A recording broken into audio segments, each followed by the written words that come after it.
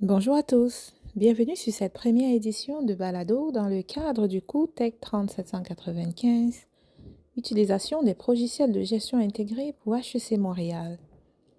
Je suis Yolande, conférencière spécialiste du Cash-to-Cash SAP ERP SIM, étudiante au certificat en analyse d'affaires TI. Ce balado répondra à une question qui m'a été posée, celle de savoir comment se préparer pour bien réussir l'examen intra du Cash-to-Cash.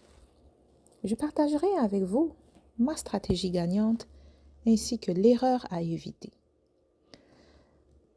Tout d'abord, il est important de noter que la gestion d'un cycle complet d'exploitation d'une entreprise moderne nécessite d'utiliser une solution d'affaires intégrée ainsi qu'un logiciel de gestion intégré. Le cours 3795 vous initie à l'environnement SAP, servant à gérer un cycle d'exploitation dans son intégralité, à travers 4 différents processus d'affaires qui sont le processus de planification, le processus d'approvisionnement, le processus de production, le processus de vente et distribution. En plus de vous familiariser avec la nomenclature et l'interface du logiciel SAP, il est très important pour vous de bien comprendre le rôle de chaque étape du cycle d'exploitation. À cet effet, ma stratégie gagnante se résume en 4 aptitudes que je recommande fortement de développer. La première étant avoir un bon sens de l'organisation. Plusieurs documents ont été mis à votre disposition afin de pouvoir vous familiariser avec l'interface SAP et de pouvoir comprendre le cycle d'exploitation dans son intégralité. Vous avez un document Word qui résume très bien le cycle d'exploitation ainsi que les commandes SAP qui y sont associées et toutes les étapes en détail de manière subséquente sur la réalisation d'un cycle d'exploitation dans SAP. Vous avez le Job Aid sur le Manufacturing Cash to Cash qui est un document qui vous permet de pouvoir réaliser les transactions SAP du Cash to Cash. Les slides du Manufacturing Cash to Cash qui détaillent également ce cycle d'exploitation. Vous avez également des vidéos qui mettent en valeur la méthode de pédagogie inversée qui vous ont permis d'être à mesure de pouvoir compléter le cycle d'exploitation dans son intégralité de façon autonome. Avec toute cette panoplie d'informations, si vous n'avez pas un bon sens de l'organisation, afin de pouvoir savoir où et à quel moment consulter le document lorsque vous serez dans le besoin, mais vous risquez d'être mêlé. Ayez une bonne gestion de votre temps. Une bonne préparation requiert du temps.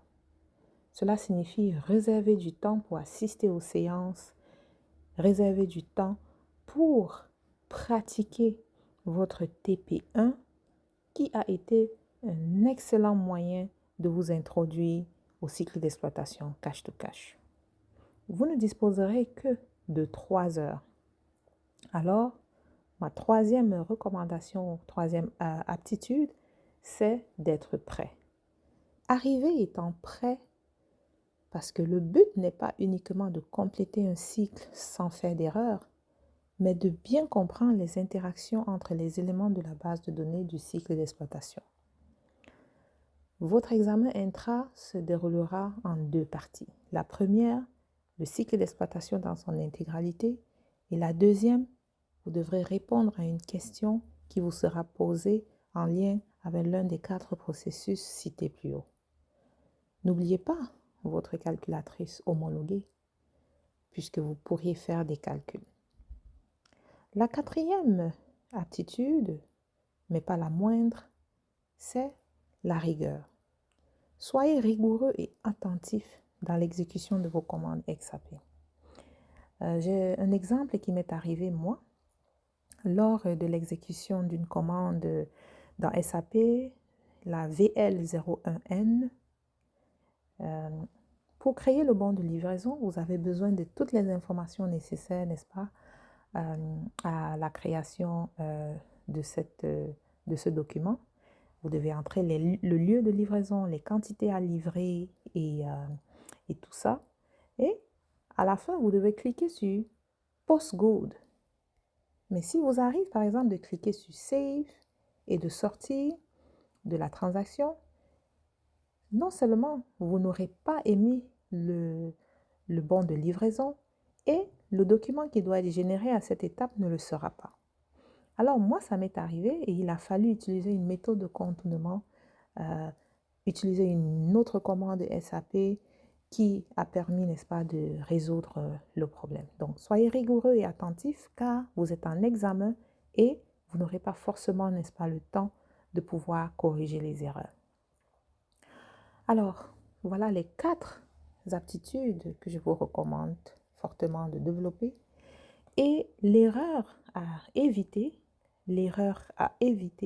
comme je vous le disais, c'est de croire que vous avez suffisamment pratiqué. Qu'est-ce que cela veut dire? Si vous avez pratiqué 1 à 3 fois seulement, vous risquez de ne pas être prêt. Faites-le autant de fois possible. Il y a des noms d'usagers et des codes de clients qui vous ont été remis. Utilisez-les à bon escient afin de pouvoir répéter le cycle d'exploitation dans son intégralité plusieurs fois. Je conclurai par une citation d'Albert Einstein qui dit « Le succès arrive toujours lorsqu'une opportunité rencontre la préparation ». Et Sénèque a dit « La chance, c'est quand la préparation rencontre l'opportunité ». Soyez préparés avec diligence pour la réalisation de votre examen intra. Je vous souhaite un bon succès à votre examen.